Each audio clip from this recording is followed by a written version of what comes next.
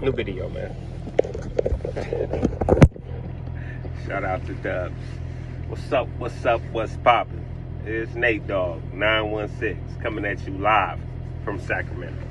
Hey, short story today, man. Hit the like, subscribe, notification bell. My first crime I ever committed. Technically, right? First crime I can remember in my life committing. I'm in preschool, right? Actually preschool, right? And it, you can call it childhood hijinks or whatever you want to call it, right? But I'm living in, my mom lived in Oak Park at the time. That's part of Sacramento, right? Just before my gangbanging days, obviously. I was like 4 years old, right? And my aunt had a boyfriend named Leroy. He was a neighborhood drug dealer, basically, out there. And I used to always see him with like lots of money all the time, like lots of money. And to a 4-year-old, that was amazing. To me, he was rich, right? So one morning, early in the morning, they late nighters. So early in the morning when I'm awake, everybody's asleep. So I proceeded to go into his bedroom, my aunt's bedroom, of course, and take all of the money out of his pocket, right? His pants were on the floor. So I took the big knot out of his pocket, right? And you know me, I get out the house with it. And I go down the street, and there was a tire repair shop on the corner of 2nd and Broadway. 2nd and Broadway, there's a tire repair shop. And they had a Coca-Cola machine, an old school Coca-Cola bottle machine. The red machines, open the door, pull the bottle out. Yeah, them ones. So I end up getting change and getting like 4 sodas at 4 years old. So my stomach was super bloated, right? But I drunk them all, right? Drunk all the sodas. Then I made my way to Oak Park Preschool, which is the preschool that I went to. And I had a crush on my teacher, right? Young, I had a crush on my teacher.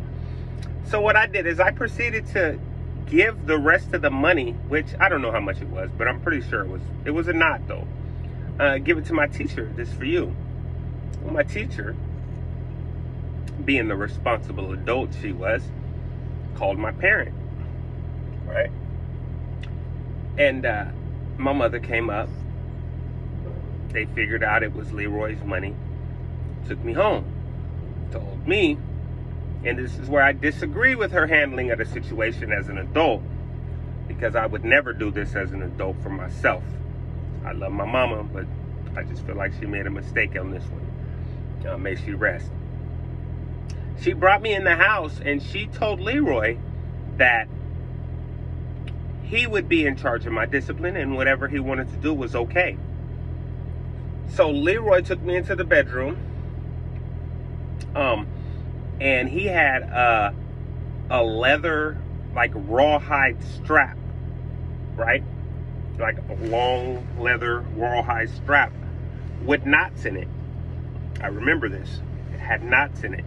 And he proceeded to give me a lashing for stealing his money. And he, disciplined me to what he thought I deserved. It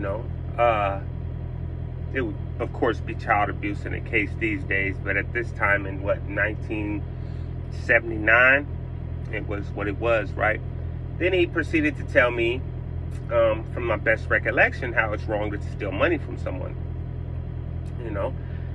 So yeah, that's the first crime that I believe I ever committed in my life that I can remember. And I do remember it, believe it or not. I do remember that happening. I do remember going to the tire shop. But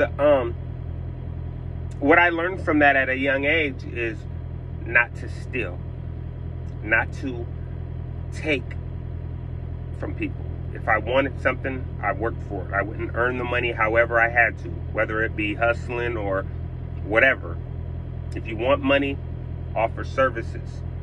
In the underworld, it was a different kind of services. In this world, obviously, as you see, I'm offering my services, my physical labor, and I will be compensated for that. I also learned a lesson about how my children would never be disciplined. My children will never be handed over to someone else to discipline. That's my job, to dispense how I see fit. And I don't believe in corporal punishment.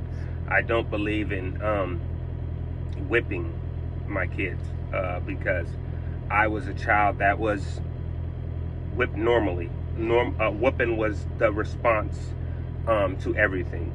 Like I was telling my son, yesterday, my 26-year-old son, we were having a conversation, and I said to him, I came out from taking a nap, and I looked at him and said, don't make me F you up, right? For no reason, just messing with him, right? And he said, why do you always choose violence? Why do you wake up choosing violence, right? And then I thought about it, and I looked at that as a teaching moment, right? You have to understand, I didn't choose violence as a child. I did not. I did not choose violence as a child. Everyone around me, women, men, children, elderly, young, everyone around me as a child chose violence as the answer to every problem. This is all I saw as a child. That's how I learned that violence was the answer. I have never, as a child, seen someone in my family talk it out. Have a problem and think, let's talk it out. It has always been in front of my eyes and the eyes of others. Violence. Even between each other and family members. And it's crazy because we'll do violence to each other and still not talk it out. The next time we see each other, it's just normal program, like nothing ever happened. Like I didn't just drag you all around this backyard last time I saw you. So, sometimes you have to understand the mindset of people instead of thinking they are at face value. You guys have a good day, man. Stay loyal.